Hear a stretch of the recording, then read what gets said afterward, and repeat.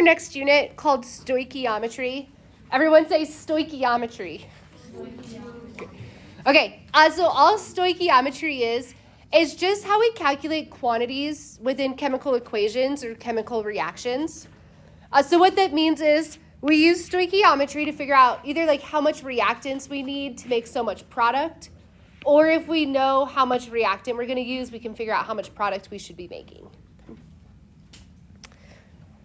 So then I want you to chat with the people at your table. Why do you think it'd be important to be able to calculate the quantities in a reaction? So being able to calculate how much reactants or products you need or are using. What are we thinking? Why would stoichiometry be important? I don't know, we're talking about it. So Say that again. you can know if you mess up. Okay, you can know if you mess up, right? Should you know roughly like how much product you should be making? So then you know if you're close to that amount or you're not. For whatever reason, I like to use Advil as my example. So let's say you're Advil, right? You're making ibuprofen tablets. Should you have like a goal in mind of like today, this is how many ibuprofen tablets we're making? Yeah. Okay. Do you want to make sure you're making that much? What if you're only making half as much as you feel like you should be making? Is that a problem? Okay. How many of you bake? Okay, when you bake, in your head, do you have like the quantity of end product? Like if you're making cupcakes, do you have like a number in your head of how many cupcakes you're making? Sometimes. Okay, sometimes. Let's say like you're making them for a birthday party. Okay. Do you need to have a number in your head of like, let's say I need to make 24 cupcakes. Okay. Well, is that important to know then how much of each ingredient you need so you can actually make 24 cupcakes? Yes. Okay. Same thing for chemistry. So baking is a really good analogy. Let's say if you're working for Advil and your goal is to make 10,000 Advil tablets today, well, do you need to know how much of each reactant or ingredient you need to actually make 10,000? Yes. Good. Okay, so it's like that is what stoichiometry is. Okay, so being able to calculate either amounts of reactants or amount of products needed or being made. Okay, so then go ahead and start by just copying down this equation up here. So copy down the balanced equation. So we have N2 plus 3 H2s give us 2 NH3.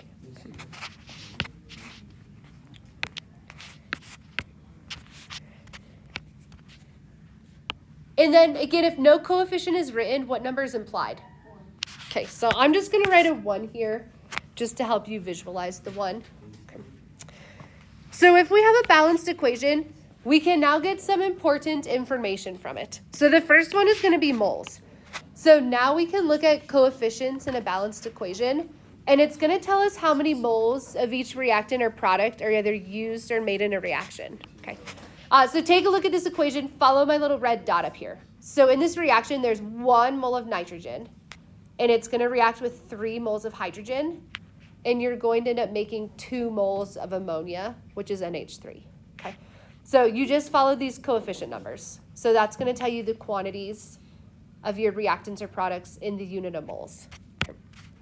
So in your notes, if you want, star it. Moles is probably the more important piece of info we can get from a balanced equation. And then we can also get mass from the balanced equation. Okay. So remember from last unit, we talked about the law of conservation of mass.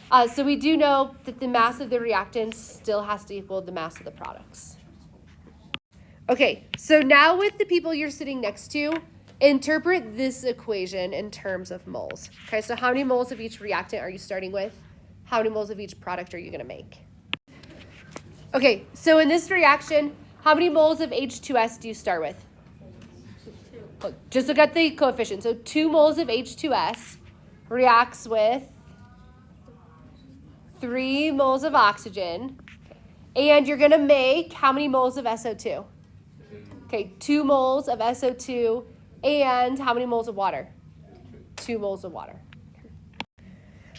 Okay, so now we can use those coefficients to do something I call mole-mole calculations. So mole-mole means we're going to start in the unit of moles and we're going to end in the unit of moles. Okay. So if you already wrote this balanced equation down on the previous 2 slides, you don't have to rewrite it. If you didn't write it down, go ahead and rewrite it.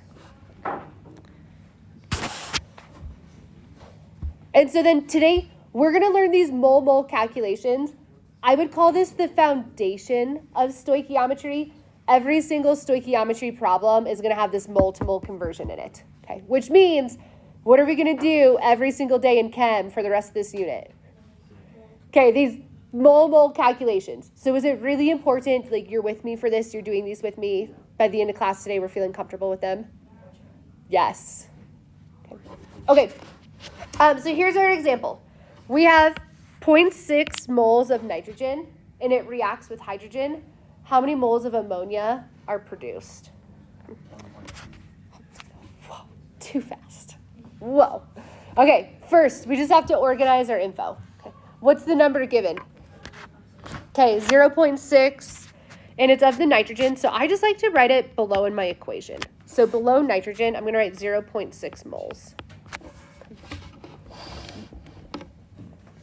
And then what are we trying to solve for?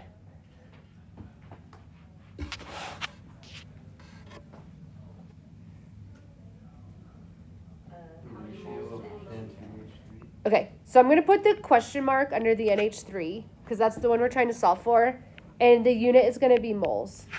Okay. When I see you Wednesday, we're going to expand a little bit, and we'll change our unit from moles, so today I'm going to put moles. Okay. So then we're going to do the dimensional analysis. What number are you going to start with? 0.6. Okay, the only number given, which is 0.6. And then make sure you're really diligent with your units today. So it's going to be moles of nitrogen.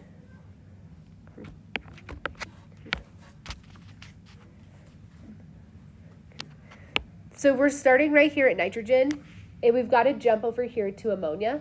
So how we do that is we're going to use something called the mole-to-mole ratio. And again, if no coefficient is written down, what number is implied? Okay, so I'm going to put the 1 here just so you can visualize it. Okay. So then we're going to use this ratio. For every 1 mole of nitrogen, how many moles of ammonia do you get? 2. Okay, so we're just looking at coefficients here. Okay. If we have moles of nitrogen up top, what unit has to go on the bottom? Moles of nitrogen, and you're just going to grab that coefficient. So it's going to be 1 mole of nitrogen.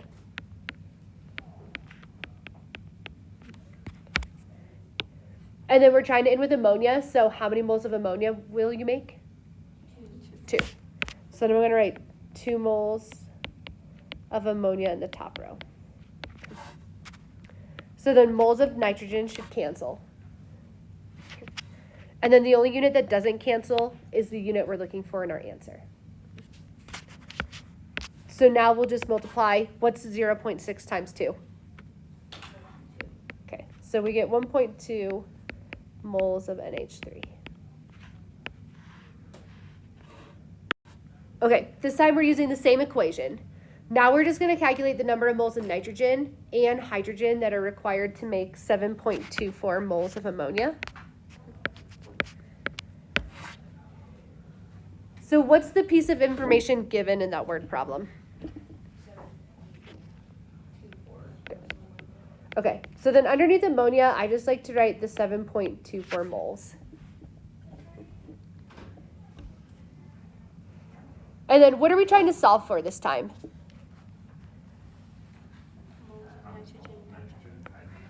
Okay, so this time we want moles of nitrogen and moles of hydrogen. Okay. All right, so I have question marks up there, but how many unknowns are we trying to solve for? 2. So how many equations are we going to have? 2. Okay, so think like 2 unknowns, 2 completely separate equations. Okay. So our first one, we'll start with the 7.24 moles of ammonia and calculate nitrogen. And then we'll do a completely separate equation where we also start with the ammonia and then go to hydrogen. Okay. So 2 unknowns, 2 equations. So what number are we going to start with? 7. Okay, 7.24. And again, make sure you're really diligent with those units. So it's moles of ammonia. I'm going to write NH3 because it's shorter. And then what do we have to use to get from ammonia to nitrogen? What do we call these coefficients? Okay, and I call it the mole-to-mole ratio. So it's a 2 to 1 ratio. Okay. What has to go on the bottom? Okay, it has to be the 2 because ammonia has to be diagonal to cancel. Okay. So for every 2 moles of ammonia, how many moles of nitrogen are used up? If there's no number here, what number is implied? Okay, 1. So then there's 1 mole of nitrogen. All right, so what's 7.24 divided by 2?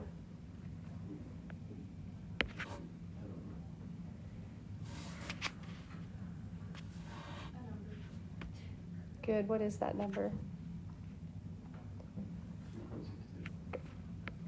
Okay, so then we get 3.62 moles of nitrogen.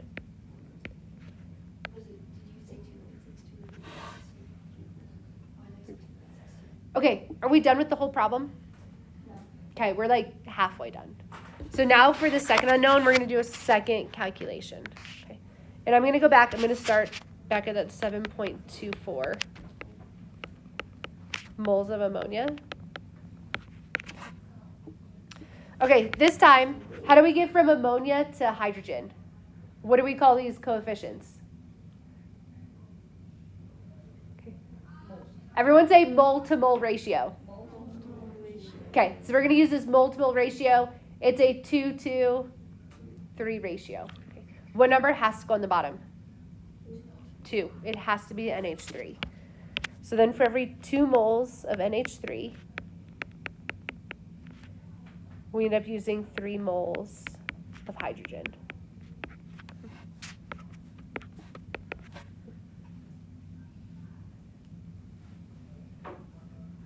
So now practice calculating it. If I were you, I'd multiply the top row. So do 7.24 times 3. Okay. Hit equals on your calculator. And then take that answer and divide it by 2. Okay. How many of you are getting 10.86? Okay. Good.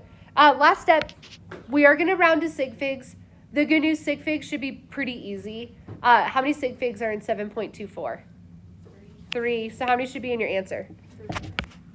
So what is this going to round to? 10.9. Good. So 10.9 moles of hydrogen. Okay, so now we're going to figure out how many moles of aluminum are needed to form 3.7 moles of aluminum oxide. So first you just have to organize that info. So what number is given to you? Okay.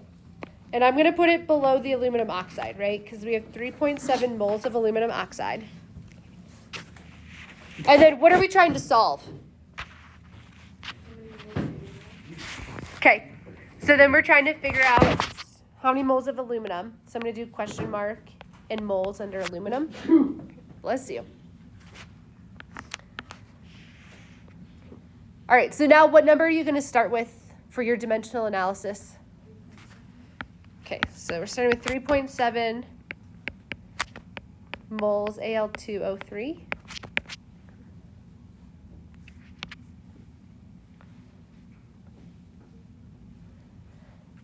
And then what do we have to use to get from aluminum oxide to aluminum? What do we call the coefficients? The mole to mole. Okay, so you got to use this mole to mole ratio every time. All right, so this ratio, it's 2 to 4. What number has to go on the bottom? Okay, so then for every 2 moles of Al2O3, you use up 4 moles of aluminum.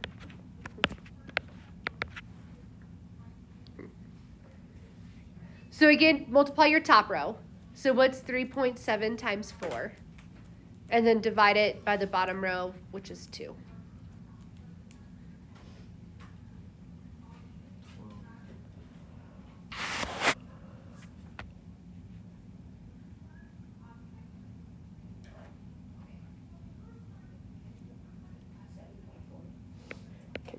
Do y'all agree? 7.4? Okay. And units should be moles of aluminum. Okay, this time we're going to use the same equation. We're just going to figure out how many moles of oxygen are required to react completely with 14.8 moles of aluminum. So what's the given info for this one? Okay, so I'm going to write 14.8 moles under aluminum. And then what are you trying to solve for? Okay, so I'm going to put the question mark under oxygen. So now I want you to try to do the dimensional analysis on your own. Okay, what did you start with? 14.4 moles. Okay, and then what did you have to use to get from aluminum to oxygen? What do we call this? Multiple. Okay, so you're going to use the mole to mole ratio. What number had to go on the bottom? 4. Okay, so 4 moles of aluminum on the bottom. What goes on top? 3 moles of oxygen. Okay, 3 moles of oxygen on top. So moles of aluminum canceled. And then what do you end up with? What's your answer? 11. Okay, 11.1. And what's your unit? Good.